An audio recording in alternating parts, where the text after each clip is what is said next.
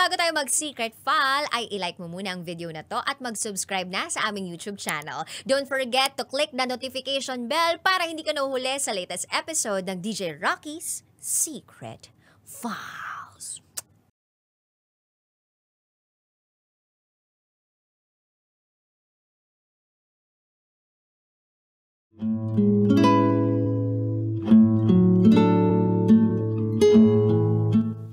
And now, it's time for DJ Rocky's Secret Files.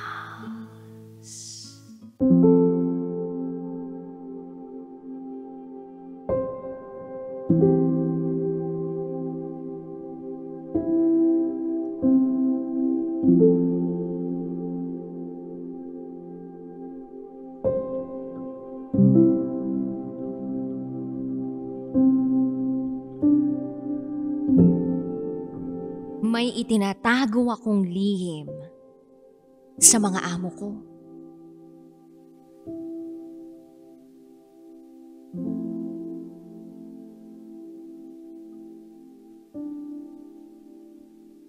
Hi, DJ Rocky. Itago mo ko sa pangalang Nessa. At ito, ang aking secret file.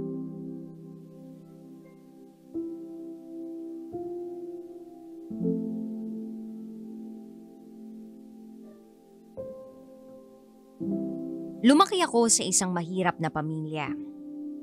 Madalas, walang makain. Kaya namamalimos kaming magkakapatid para may maipambili ng makakain.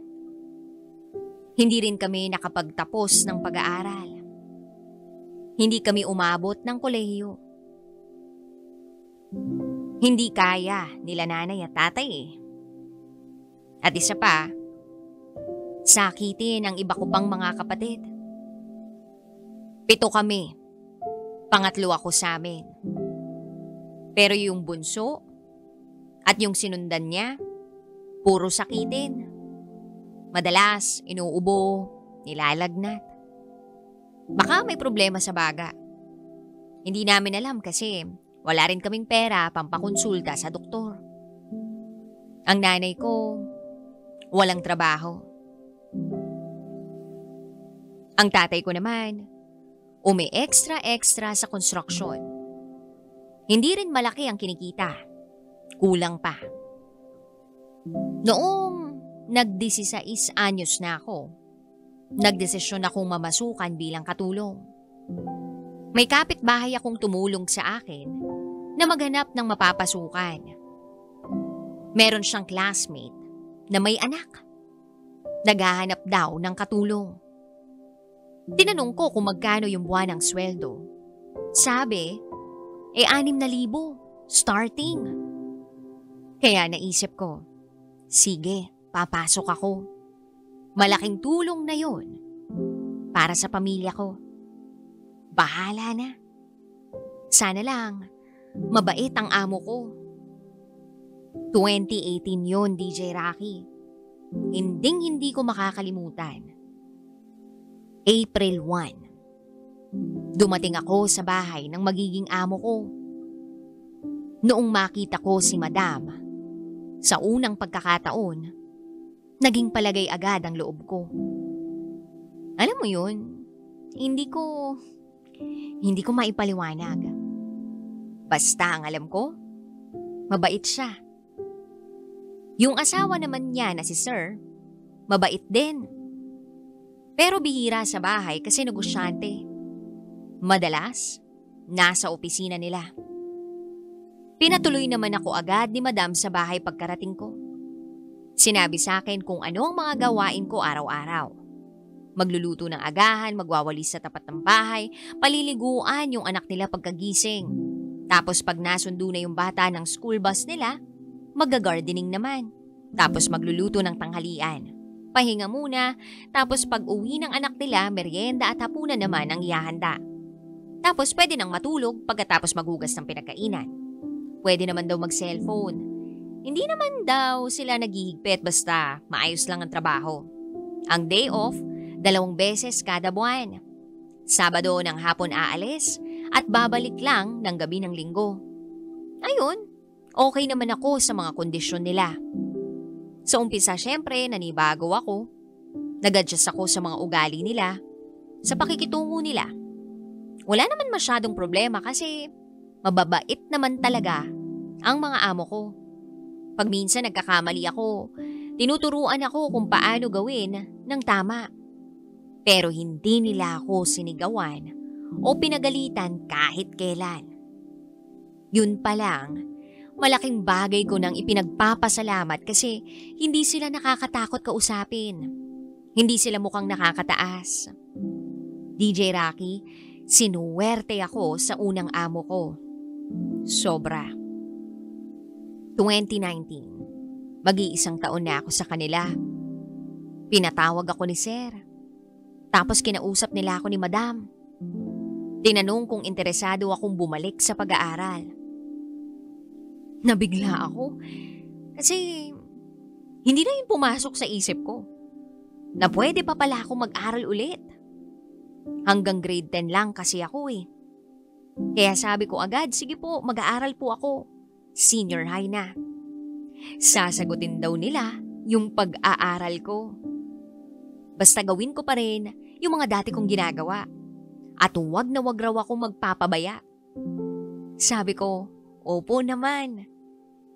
Hindi nga ako makapaniwala na po pwede pala yun. Namamasukan ako sa kanila, tapos pag-aaralin pa nila ako. Sayang daw kasi kung wala akong naitapos. Hindi naman daw kasi ako habang buhay na magiging katulong. Tama nga naman, DJ Rocky. Kaya ini-enroll nila ako sa isang public high school. May allowance din ako bawat linggo. Pambili ng mga gamit, pamasahe, panggastos pag may kailangan sa eskwela. Sobrang nagpapasalamat ako sa kanila kasi nga, kung tutuusin, hindi naman nila ako kailangang tulungan sa ganung bagay. Hindi naman nila kailangang gawin yun para sa akin eh. Pero ginawa pa rin nila. Malaki ang utang na loob ko sa kanila. Taong 2020, nag-blended learning dahil nga nagpandemya. Binilhan nila ako ng laptop para lang may magamit ako sa online classes. Akala ko nga pahihintuin na nila ako kasi mahirap mag-aral online. Sabi nila Madam, okay nga raw yun kasi pag bakante ako, pwede pa naman akong magsingit ng gawaing bahay. Tama nga naman. Inalalayan talaga nila ako habang nag-aaral ako. Hindi ko na malayan, DJ Rocky, natapos ko na ang pag-aaral ko, taong 2021. 2 taon din nila akong pinag-aral at nakatapos ako ng senior high school. Akala ko hanggang dun lang yun. Pero pinasok pa ako ng amo ko sa TESDA para kumuha ng bookkeeping na certification. Last year, natapos ko yun. Nakakuha ako ng NC3 accreditation. At pagkatapos kong makuha yung accreditation ko, inoferan ako ni Sir na maging staff niya sa opisina. Di hamak na mas malaking sweldo ang matatanggap ko. At dahil kumpiyansa ako sa amo ko, tinanggap ko yung alok niyang trabaho. Hinahanda na pala niya ako noon sa magiging trabaho ko bilang bookkeeper. Kaya niya ako pinag-aral ng bookkeeping. Ang laki ng pasasalamat ko noon kay Sir at kay Madam kasi nakitaan nila ako ng potensyal. Akala ko naman kasi hindi na ako makakapag-aral. Pero salamat sa lahat ng tulong nila. Kahit papano, ay meron na akong narating. Yun nga lang, DJ Rocky. Hindi rito nagtatapos ang kwento ko. Kasi meron silang hindi alam tungkol sa akin. Oo. Naglihim kasi ako sa mga amo ko. At hanggang ngayon, hindi ko pa rin sa kanila sinasabi. Natatakot ako magsabi. Kasi ayoko ring mawala yung tiwala nila sa akin. Napapaisip tuloy ako ngayon kung sasabihin ko ba sa kanila ang sikreto ko o hindi. Sa totoo lang, hindi ko alam kung anong magiging reaksyon nila. Isang beses, habang sabay-sabay kaming kumakain ng hapunan, natulala ako nang hindi ko namamalayan. Kakaisip kung dapat ko na bang sabihin sa kanila ang sikreto ko o hindi. Pero kinailangan kong magdesisyon nung mismong narinig ko si Sir na tinanong ako ng, "Nessa, okay ka lang? May problema ka ba?" Hindi ako agad nakasagot. Pero kailangan kong pumili. Sasabihin ko ba ang sikreto ko? O hindi? DJ Rocky, nung marinig ko yun, nagdesisyon ako. Sabi ko, "Sir, wala. May nakalimutan lang akong gawin kanina. Ngayon ko lang naalala. Bukas ko na lang po pala gagawin." Palusot ko lang yun pero oo. Napagdesisyonan kong itago pa rin sa kanila ang sikreto ko. Hindi ko masabi sa kanila ang sikreto ko.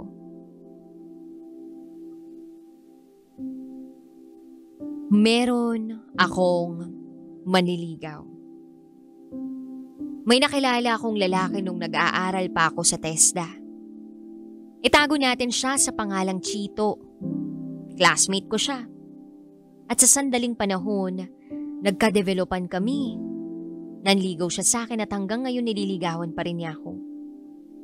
Kagaya ko, hindi rin siya tapos ng kolehiyo, dala ng kahirapan. Pero mabait naman siya. May itsura, palabiro, at may positibong pananaw sa buhay. Yun ang nagustuhan ko sa kanya. Isang beses niyaya ako ni Chito na makipag-date sa kanya.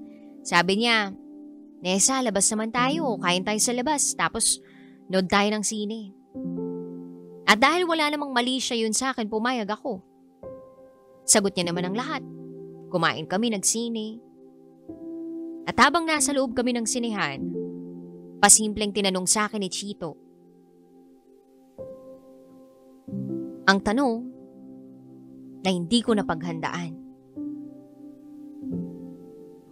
Sabi niya, "Alam mo, Nessa, matagal-tagal na rin kitang gusto. Kailan mo kaya ako sasagutin?" Hindi ako agad nakaimik at napaisip muna ako. At nung nakapag-isip na ako, tsaka ako sumagot kay Chito. "Chito, parang di pa ako handa eh." Tanong niya sa akin, "Bakit naman?" Sagot ko sa kanya, Kasi ang dami ko pang pangarap eh. Kasi simula ako pa lang sa bago kong trabaho, pinag-aral ako ng amo ko. Tapos kinuha niya ako sa opisina niya para maging staff niya. Ang dami ko pang plano para sa pamilya ko. Kasi kailangan ko munang tumulong sa kanila. Hirap kasi kami. Kaya ayun, Chito, parang ayoko pa muna. Sumagot naman sa akin si Chito ng, Nessa, ayaw mo bang isama ako sa gusto mong marating? Kung sakaling sasagutin mo ko at magiging tayo, tutulungan naman kitang tuparin ang mga pangarap mo eh. Medyo napaluha ako sa mga sinabi ni Chito. Kasi sa unang pagkakataon may ibang tao, bukod sa mga amo ko, na naghahangad din palang gumanda palalo ang buhay ko. Ay, hindi lang alam ni Chito pero oo. Mahal ko na siya. Mahal ko na si Chito. Yun nga lang, hindi ko pa rin siya sinasagot na maging boyfriend ko. Hindi dahil sa ayoko pang magka-boyfriend sa ngayon. Pero dahil ayoko kasing masira yung tiwala sa akin ng amo ko. Natatakot akong gumawa o magkakagawa ng mali sa mga mata nila. Maya-maya pa sinabi ko kay Chito, basta hindi pa ako handa. Kailangan pa ako ng mga amo ko. Kailangan ko pang makaipon para sa pamilya ko para maipagamot ko yung mga kapatid kong sakitin. Sana naman nauunawaan mo yung pinanggagalingan ko. Mukha namang naintindihan ni Chito dahil tumango siya at yumakap sa akin. Pagkatapos ay bumulong siya sa akin. Andito lang ako, Nessa, maghihintay sa'yo. Kung handa ka na, sabihin mo lang. DJ Rocky, ang daming tumatakbo sa isip ko. Mahal ko si Chito pero hindi ko pa siya kayang maging boyfriend. Natatakot akong mawalan ng tiwala sa akin ng mga amo ko kapag nalaman nilang may boyfriend na ako. Kung sakasakaling maging kami na. Yun eh. Madalas ko yun maisip kasi tinitimbang ko kung dapat ko bang aminin sa kanila o hindi. Ewan ko pero pinangungunahan ako ng takot. Nakakahiya kasi kung aaminin kong may manliligaw ako. At isa pa, natatakot din ako kung sakaling may mangyari sa amin ni Chito na hindi ako handa. Kailangan ko pa munang tulungan ng mga magulang at kapatid ko. Isa rin yan sa mga gumugulo sa isip ko. Baka kasi kung maging kami, hindi ko kayaning pigilan ang damdamin ko. Maiba ang direksyon ng buhay ko. Hindi ko pa yata kayang isugal ang tiwala sa akin ng mga amo ko. At ang pangarap kong maiangat ang buhay ng pamilya ko. Pero kasi andito na eh. Dumating na yung taong mahal ko. Ang hirap magdesisyon ni Rocky. Kailangan ko kasing mamili. Pag-ibig nga ba o ang pangarap ko? Dapat ko na bang gawing opisyal ang relasyon namin ni Chito? Sasagutin ko na ba siya? O wag muna? Hindi ko alam kung hanggang kailan siya makakapag-antay sa akin. Kasi kailangan ko rin munang tulungan ng pamilya ko at makapagtanaw ng utang na loob sa mga amo ko. Sayang kung iiwan ko sila agad-agad. Ang dami na rin kasi nilang naitulong sa akin. Kaya takot akong sumugal. Mababait ang mga amo ko. Pero mabait din si Chito. At hindi ko alam kung sino ang dapat kong piliin sa ngayon. DJ Rocky, parehong ayokong mawala sa akin ang trabaho ko at ang taong mahal ko. Pero kasi kapag may pinili ako sa kanila, baka mawala naman yung isa. Yun ang kinakatakutan ko. Ewan, naguguluhan ako. Sana mabigyan niyo ako ng payo. At maraming salamat sa pagkakataong makapagbahagi ako ng kwento ko. Dahil kahit papano'y gumaan ang loob ko habang isinusulat ko ito. Hanggang dito na lang po, DJ Rocky. Muli, ako si Nessa. At ito ang aking secret file.